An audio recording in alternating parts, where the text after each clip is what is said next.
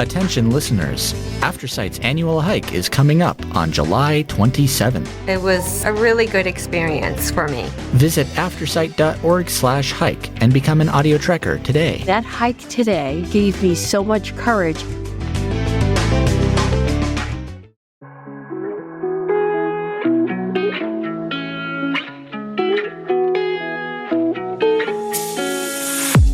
You're listening to an AINC original podcast.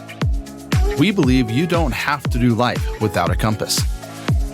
Let us be your guide on this amazing journey. Welcome to Navigating Life with Vision Loss. Hello, and thank you for joining us for Navigating Life with Vision Loss. I'm your host, Kim Wardlow. I just want to thank everyone who was on our hike this past week, Audio Information Network of Colorado, that produces this program. Had our fundraising hike this last weekend, and we were here in Chautauqua, right outside of Boulder, Colorado, and had hikers who are blind or had some level of vision loss. We had sighted hikers, sighted guides. So it was really a great event. So thank you for everyone who attended, and certainly to our sponsors.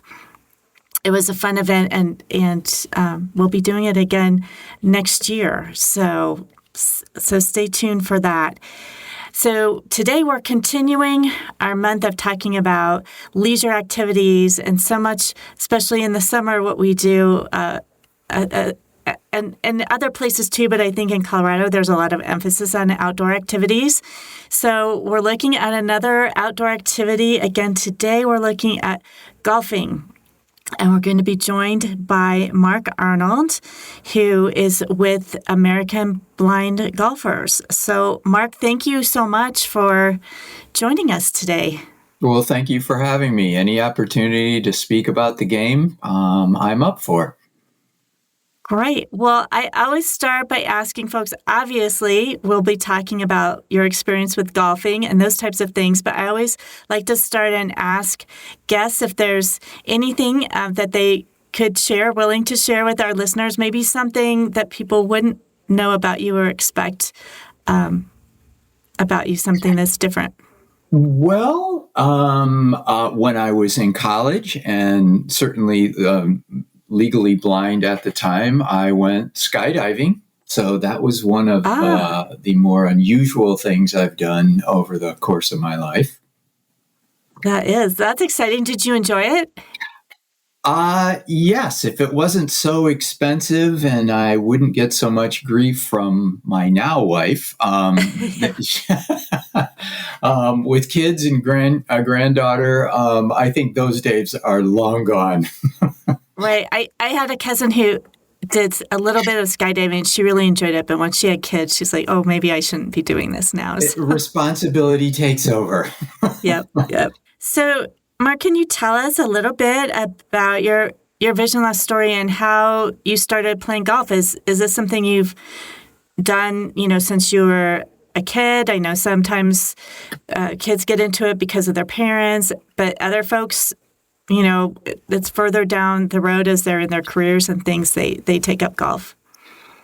Sure. I did learn the game when I was probably starting around 10. As far as my sight loss, I have Stargard's, as well as two of my brother and sister have it. My oldest sister did not. And onset took place probably right around when I was 9 or 10. So I started learning golf even when I had limited vision, but my father was a very good amateur golfer. And back in the 1960s, I'm sure his friends thought that he was kind of nuts, teaching me the game, particularly since my vision was going to continue to decline. But I loved it. I learned to play at a young age. I caddied for him. And through my teens and 20s, I became very good at the game. Not sounding boastful, but I carried a single-digit handicap, which is pretty good if there are folks listening who are golfers.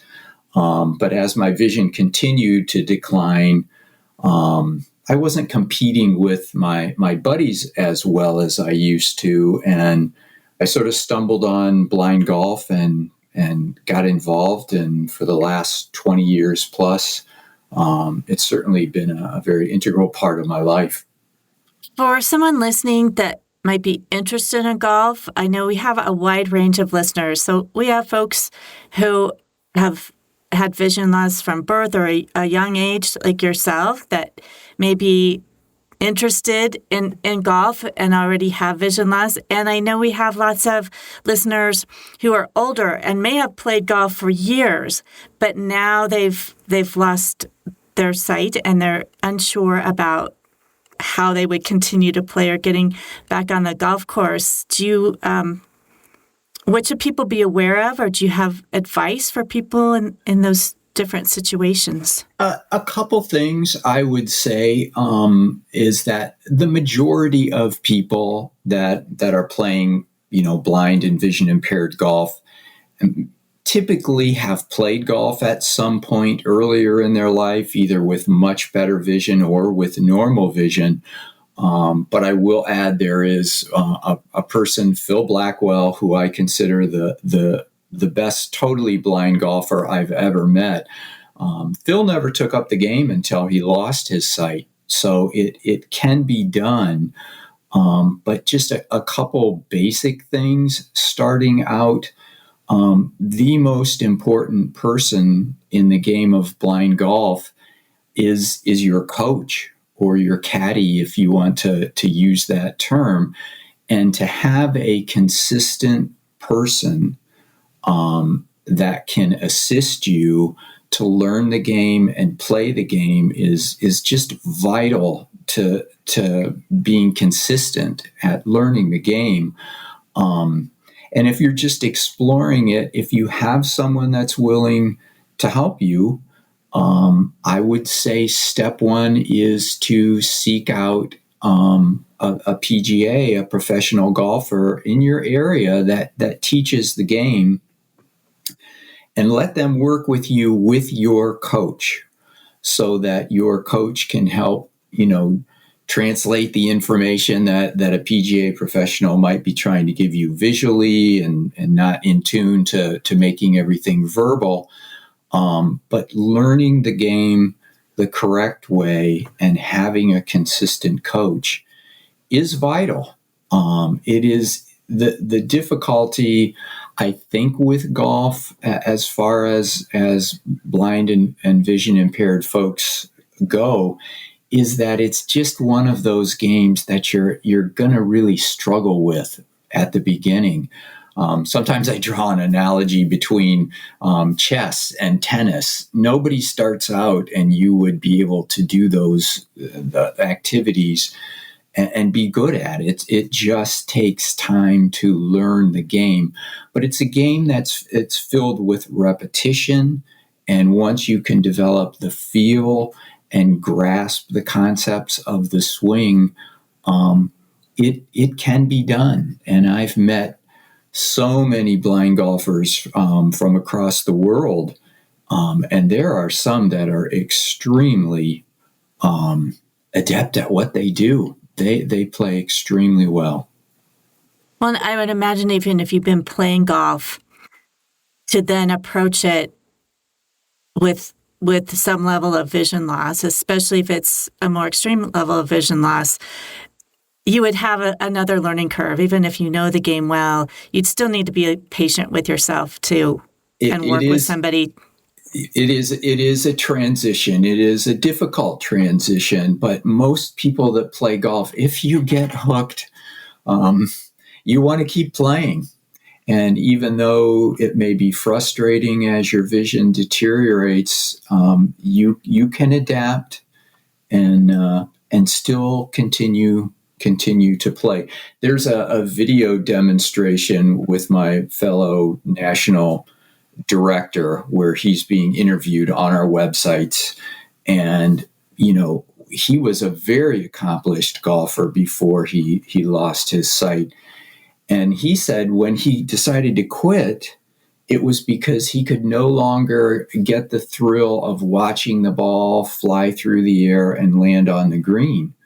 And that's why he quit. But his wife wouldn't let him.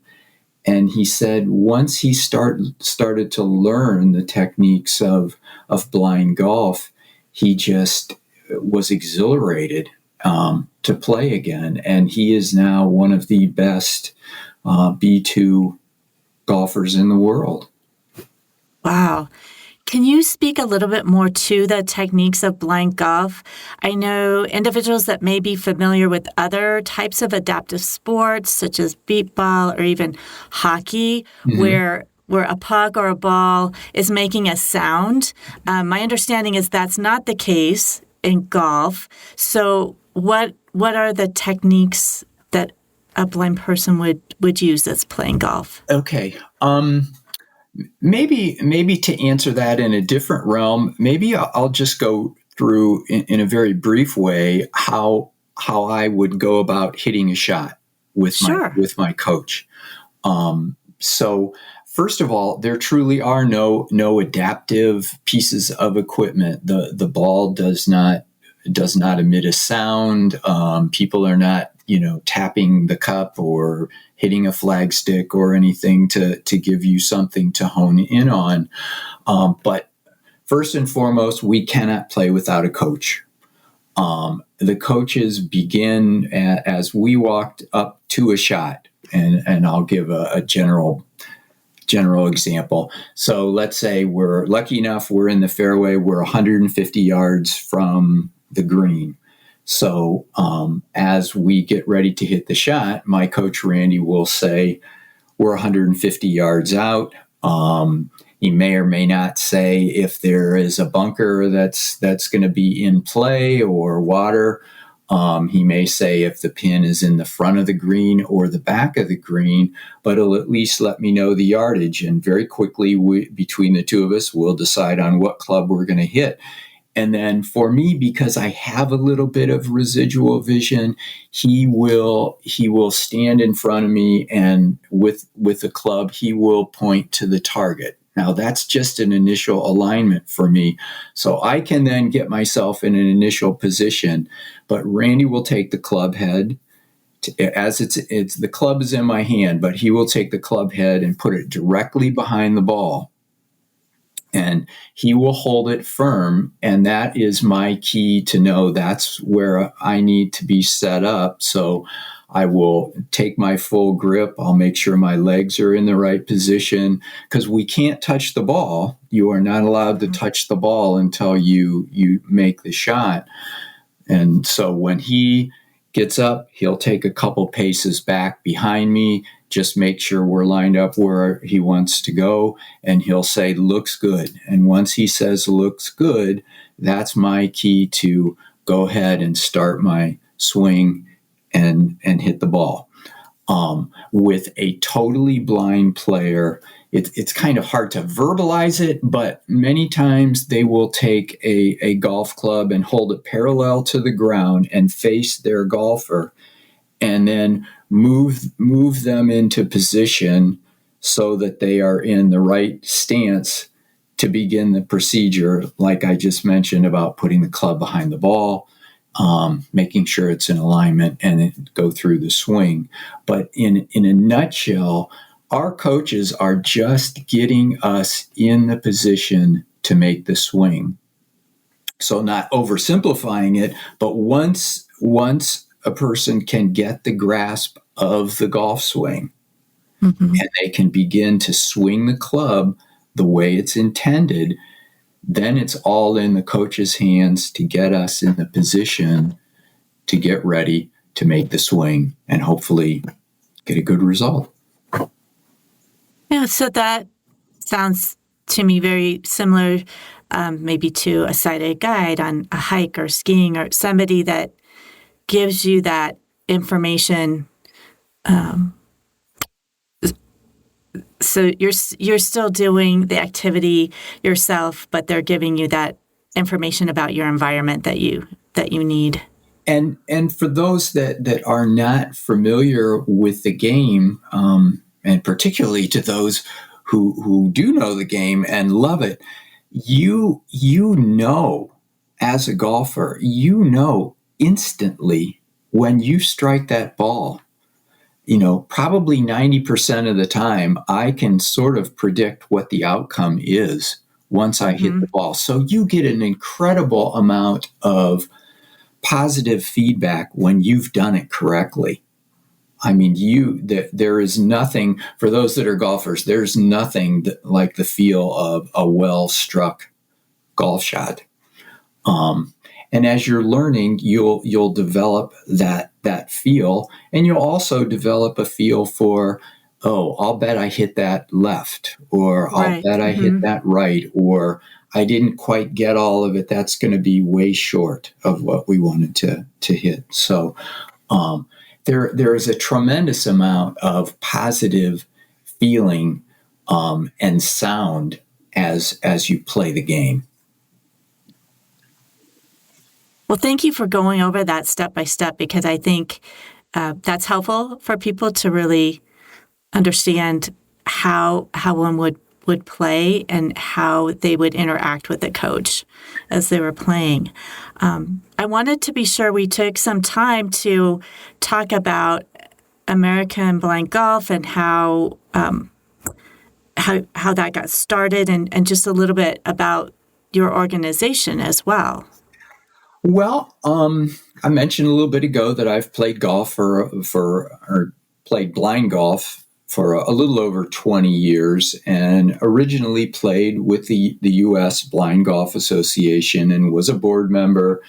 And after about 10 years with them, we began to have some disagreements on fundraising initiatives and membership initiatives, and worked towards making some changes with the organization that just didn't turn out the way we had hoped. And numerous folks decided to leave the organization and establish American Blind Golf. So 2009, we established American Blind Golf with two major goals.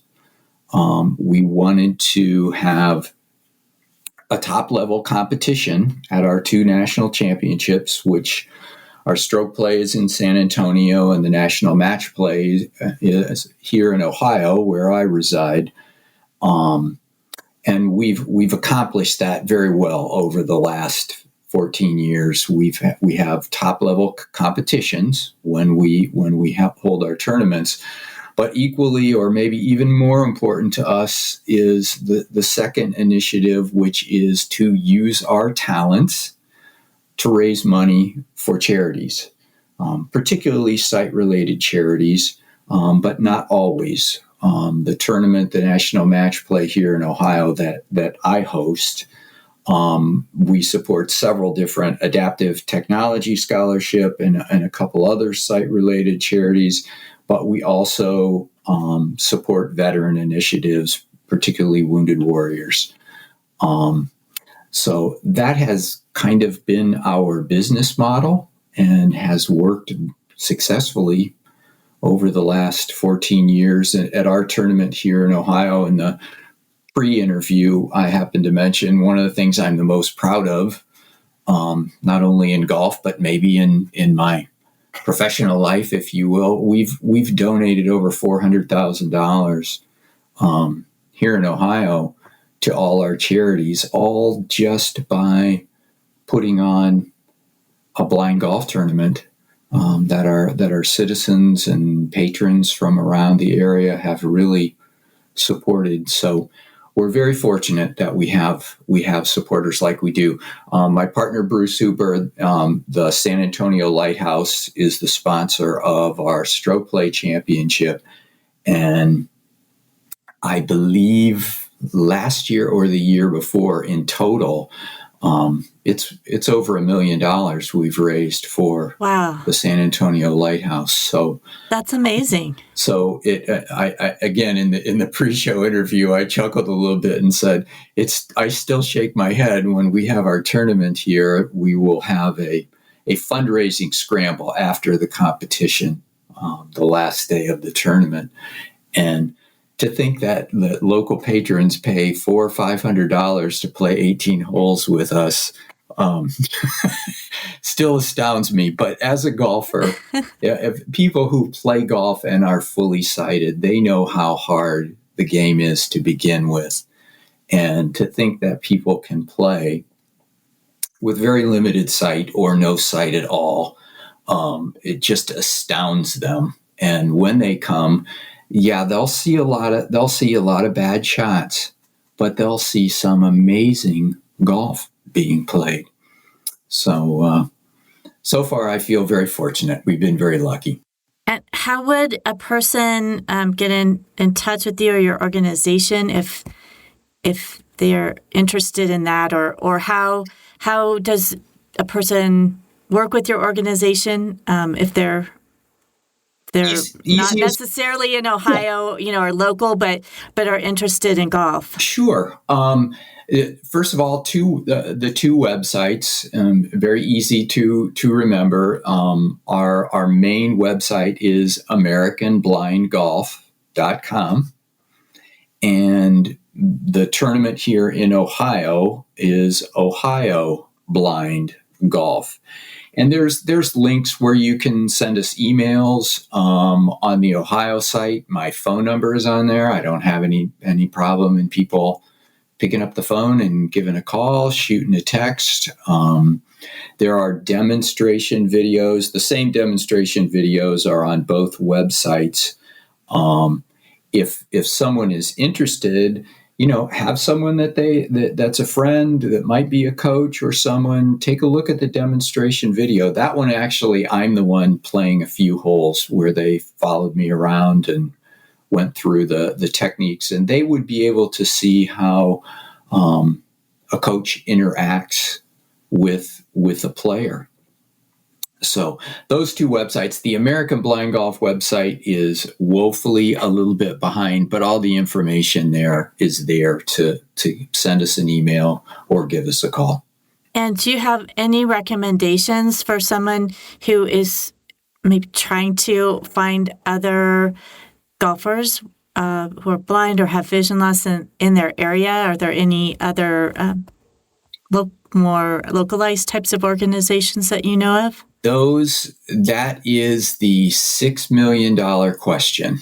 And if you would want to use the term that blind golf is a niche sport, as blind hockey is a niche sport, as our sports are kind of a little bit of a niche activity, that's the most difficult part. The hardest part about doing what we do is when people contact us and say, well, how can I get a coach? Or can you give instructions? And the unfortunate answer is we just don't have a way to deliver that. And that's why, going back to the beginning part of the interview, if you're thinking about it and you have a friend, a buddy, a relative that would be willing to help you, go and seek out a PGA professional and go to a driving range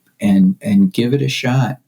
And you'll probably miss the ball 10 straight times and you'll get frustrated, and all of a sudden something will click and you'll make contact, or you'll make a putt on a green if you practice, and you might just get hooked. But it is difficult to get started, but it's so worth it if you can give it a shot. And what do you have to lose? If you're a blind or vision impaired person and you want to be active and you want to do different things, give it a try.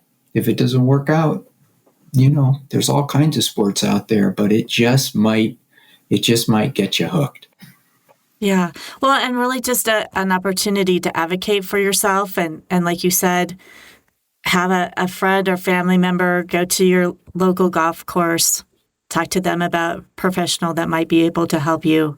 So really advocating for yourself, maybe start your own group if you have other friends with vision loss that are wanting to play. You could start your own blind golf club maybe. Sure. I live probably within, I don't know, about 50 miles from Cleveland, and there is the Cleveland Sight Center, and they do have their group.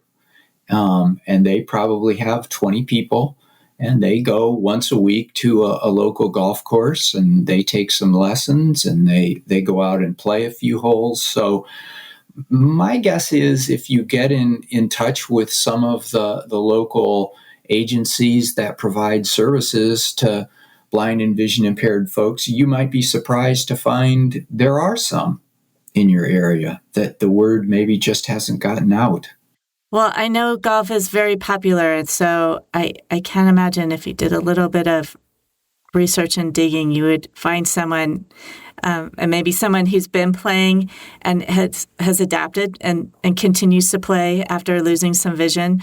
So I'm sure those folks are out there, as you said, in other low vision and blind groups in the area. Yeah. Well, thank you so much for joining us. Is there anything else that you'd like to let our listeners know or encouragement for them?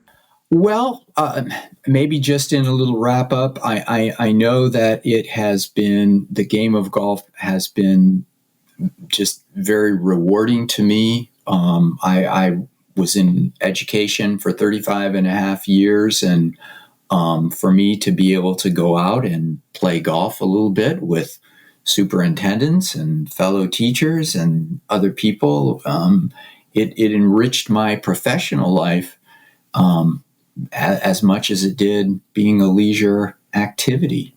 And being involved with it so long, I've been lucky enough to play golf most of the states around the United States, and played golf in Northern Ireland and Japan, and Wow. it certainly opened up a world for me. So besides just the little leisure activity, you never know what other offshoots you might get to enjoy because of it. That's true. And I think many people have started to play golf for work-related reasons. Sure. And to be able to interact with people in their work environments or clients. So I could see where that would also be a benefit. There's always golf outings for just about all businesses, and if whomever you happen to work for, if there's a scramble and word gets out that such and such a company is bringing their blind golfer with them, that company is going to attract a lot of attention. Right. So there are lots of benefits to the game, that's for sure. Well, I really appreciate you taking time to talk with us, and I'm sure our listeners have learned a lot, and maybe folks that didn't even consider that golf was a possibility, hopefully they will go out and try it. As you said, I think people will be hooked, or continue golfing for folks that have been golfing for years. And as you mentioned, your friend not feel like they had to give it up just because they've lost some vision. Absolutely. Great. Well, thank you for joining us.